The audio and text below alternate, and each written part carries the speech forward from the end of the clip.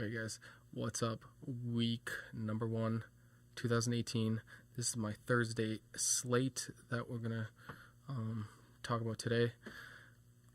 So the big news right now is whether Le'Veon is going to play or not on Sunday. It's trending towards he's not going to play right now. He hasn't signed his contract. He didn't practice yesterday. He didn't practice Monday, and Monday and Wednesday are like the real practices.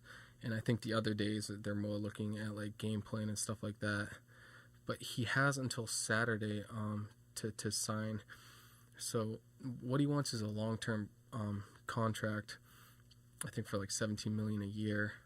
And right now, Steelers keep slapping the franchise tag on him for I think $14.5 million. Hey man, I'll take $14.5 million any day, but whatever. Yeah, and his teammates are mad at him. They're publicly tweeting. They're telling him not to come. They're telling him to stop playing hide and seek. So I don't. There's rumors that he might want to be traded. So he technically doesn't have a contract for this year. So he's not under any obligation to actually show up, which is different for other kind of holdouts. If you think of like Brady or something like that. But so it's kind of a weird situation. So, but he has until week 11 to show up, and he can still get a full season, get credit for a full season, and be a free agent after this year. However, for each game he misses, they dock him like $900,000 or something like that. Crazy, man. These guys make a lot of money. A lot of money. All right. Right now it's trending that he's not going to play, so we're going to proceed with our Thursday night lineup as if he's not playing. So anything can happen, even today. So just monitor the situation with him. It's 3 o'clock right now. Thursday night's lineup lock in a little bit, so I'm just going to get right into it. Like I said, I already recorded this and something was wrong with the mic. That's my problem. But so right off the bat. So before I start, I want to just say, so week 1 and week 16 are the two hardest weeks to really put together for daily fantasy football. And the reason why is week 1, we don't have the statistics for of any other week this season to really look at, and we're not going to look at the preseason because the preseason doesn't count. It really doesn't. And week 16 is also hard just because teams rest their star players. If they're going to the playoffs, you'll see Gronk, he won't play. You'll see they'll just rest their players, especially if the game doesn't matter that much. It doesn't change if they already know they're going to be first. They're not going to play their stars, which will kind of throw your lineup for a loop. But we're not going to talk about that. Yeah, week 1. So just go into week 1 knowing that, and also knowing, probably, if there are new players to fantasy football, daily fantasy football, that is, they're probably going to play weeks 1, 2, 3. If they're not doing good, they're not going to play anymore. So as the year goes on and progresses, you're probably going to see more hardened, daily fantasy football players as opposed to newer players. That makes sense. At this point, I don't know how many new players there are to daily fantasy football. I'm sure there is, but not like we were seeing like 2 years ago, 3 years ago. However, just know that as well. So you might see weird lineups, like weird players with ownerships higher than you would expect. And it's just probably because it's, on their favorite team, Darren Sproles or something tonight. You'll see Darren Sproles just because it's Thursday night. Thursday night, that's another thing. Thursday night, the players will get a bump up in percentage owned just because it's the Thursday game. And people are making their lineup on Thursdays, and they don't want to wait till Sunday to see any of their players score any points. And also, and there's another kind of psyche factor to Thursday nights. If you look at the players, Thursday night, there's only one game that's played on Thursday nights. So everyone is watching those two teams. And so, they want to step it up. Not only that, but this is the first game of the year. And for these football teams, this first game of the year, it really paves the way for the rest of the year. And they definitely want to get that first game, that first win out. Just get out and get that first win. So you're going to see Atlanta and Philly kind of step up their game today. So you'll see, it's hot in here, man. You'll see Matt Ryan and, that's another thing. Carson isn't playing, but I'm sure you already know that. Yeah, it says he's out, right? Yeah.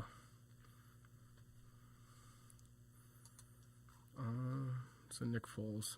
But look, Nick Foles is only a few hundred cheaper than him. I wouldn't say Nick Foles is a great value. I would say at 2 times his value, yeah, he'll probably get 15 points. Probably, yeah. And Matt Ryan. Matt Ryan did not get any love in fantasy football at all.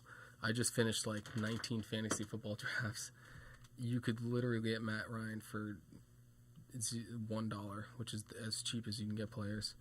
There were some deals. Fantasy football, if you're still drafting fantasy football, get 3 if you have a flex. I was doing 10-mans. Yeah, I was doing 10-mans on Yahoo. I'm telling you, get Todd Gurley. He costs $70-72.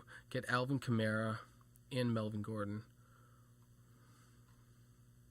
Or if either Kamara or Gordon go for a lot, skip out on one of them and then get Jordan Howard or McCaffrey's going for a lot.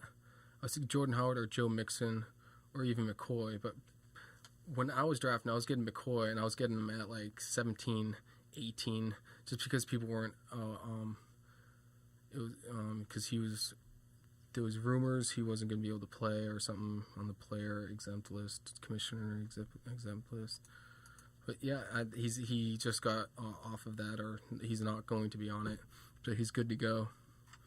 But I would say 3 huge running backs, and then you can get like a mid-tier 2. Which I wasn't going to talk about fantasy football, but just go for like Marvin Jones. You can get Marvin Jones for like $5 on Yahoo. Juju Smith you can get for like 15. Golden Tate 15 or less.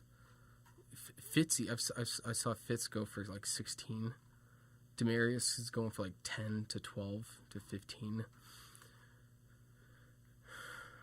Robert Woods, Devin Funchess, Goodwin's going for like 1 in some drafts. Cooper Kupp. There's so much value at wide receiver. So that's what I'm telling you. Get 3 like big time running backs that catch balls, and then everything will also fall in place. If you need to punt low on tight end, go for this guy, Njoku. He's going for bare minimum, and he's supposed to be like a low end tier 1 tight end. Other people who are going really cheap for tight end are Delaney Walker. He's going for, you can get him cheap at late in the draft for like $3. Even this guy is going for like $7.65. And then just get a quarterback late for like $1. And then just try to get like top end, like top 50% on defense and top 50% on kickers, and you're pretty good to go. But I don't want to talk about that. I didn't think I was going to talk about fantasy football, but I'm not going to talk about fantasy football probably anymore in this. I don't know, probably not. But all right, let's talk about the Thursday night lineup. All right. Okay, I've been talking about that for a while now. All right, let's just get right into it. The best value at quarterback is Tyrod Taylor. He's supposed to get like 18 points tonight. He comes at a really reasonable price. He's playing Pittsburgh. Cleveland's going to play catch-up all game. They're not going to run the ball that much. He's just going to be firing. And Tyrod Taylor, he's not afraid to throw the ball. He's not afraid to throw the ball, and he makes good decisions. He's kind of a he's a very intelligent quarterback. He makes intelligent decisions. You think of someone like kind of Brady, who are just very smart out there, like Alex Smith.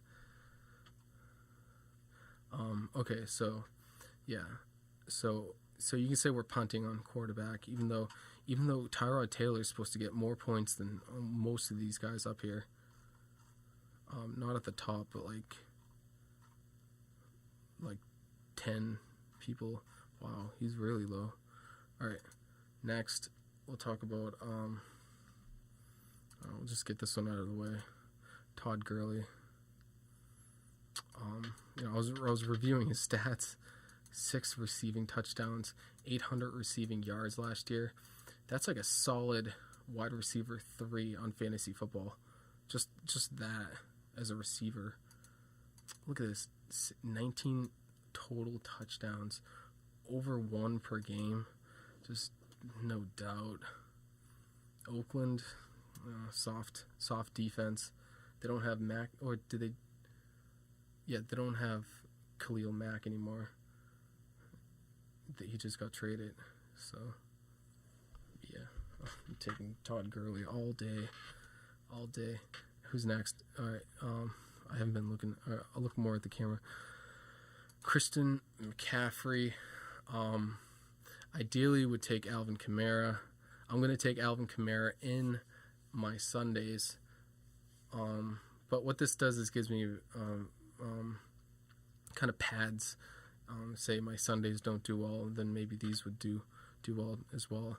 That's why it's good to have a bunch of different lineups. That way it just kind of pads if one of your lineups doesn't do good. And if that's your main lineup, you have other lineups that are kind of counter that lineup, and that way you don't have like weeks where you're like losing a lot of money if something happens. What's that noise? All right. Oh yeah, and he people have been raving about him as well. You're gonna see a high scoring game against Dallas. He's their focal point as a weapon on rushing and catching. And he comes at a modest price, definitely worth it. By taking Christian McCaffrey, it lets us take someone from the game tonight.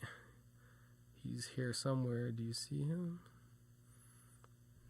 Yes. I don't really like Julio Jones that much because of that last year. He was hurt last year.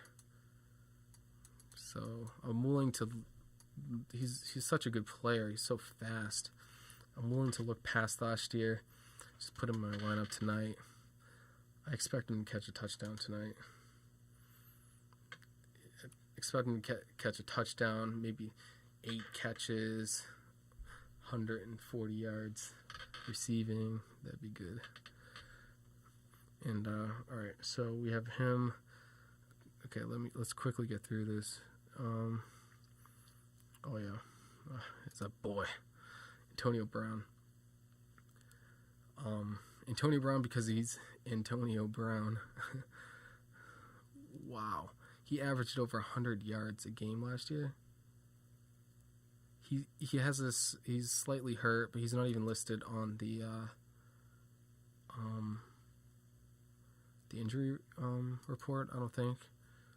And then so let me put the flex in. So right now it's trending towards. Right now at 3 p.m. it's trending that Le'Veon's not going to play, so this guy's going to get his reps. At 5,000, he can easily get over 10 points. He's not going to get the same workload as Le'Veon, and part of that workload is going to go to Antonio Brown, man. He's going to, if Le'Veon doesn't play, Antonio's stock goes up that much more. So having both of these guys in kind of ensures that we're going to get the best of Ben Roethlisberger. You know, if he's not handing it off to James Conner, he's throwing it to Antonio. If he's not throwing it to Antonio, hopefully this guy gets it. So tight end, our second and last player from the game tonight. So this is my Thursday night lineups. He's not going to be in my Sunday nights, but I mean he's the best weapon for Nick Foles. I mean he's a great tight end. I mean there's not much to say. 8 touchdowns last year, over 800 yards receiving. Yeah, I'd be surprised if he doesn't get a touchdown tonight. By having both Julio Jones, which is the number one target for Matt Ryan, and then Zach Ertz is the number one target for Nick Foles, what that allows us to do, that allows us to let them both Matt Ryan and Nick Foles, it allows us to let them have as big of a game as they want, because it allows these guys to catch their balls. And so we're padding against, we're hedging our bets almost. So if Nick Foles goes for 40 points, or if Matt Ryan goes for 40 points, and we don't have them in our lineup, and they're like, oh no, we're screwed. Well, we're not actually screwed, because guess where they're throwing their balls to? They're throwing their balls to Julio Jones and Zach Ertz, and we're actually getting those points, even though we don't have them on our team, if that makes sense. So yeah, we want them to go. We want them to go to town, because we have Julio Jones and Zach Ertz in our lineup. So we only have $4,000 per player left. So we really need to make punts, like scraping the bottom of the bowl for these last guys. And we're actually able to get the number one receiver for a team for the bare minimum. And you're like, Dave, no way. And I'm like, yeah, man, I'll show you. I forget the guy's name. I don't know much about him. Keelan Cole. He had a good spring training. I mean, preseason. Yeah, so he's actually a little bit, I think, ahead of Dante Moncrief as the number one receiver for the Jaguars. And Marquise Lee just went on the injured reserve. I mean, Blake Bortles has to throw to someone, and it's going to be our boy Keelan Cole. I don't know much about him, I'll be honest. But at $4,500 for their number one receiver, I'll take it.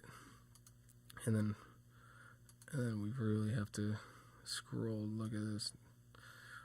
All right, there's 6 teams that we can choose from for defense if we want to keep these guys in our lineup.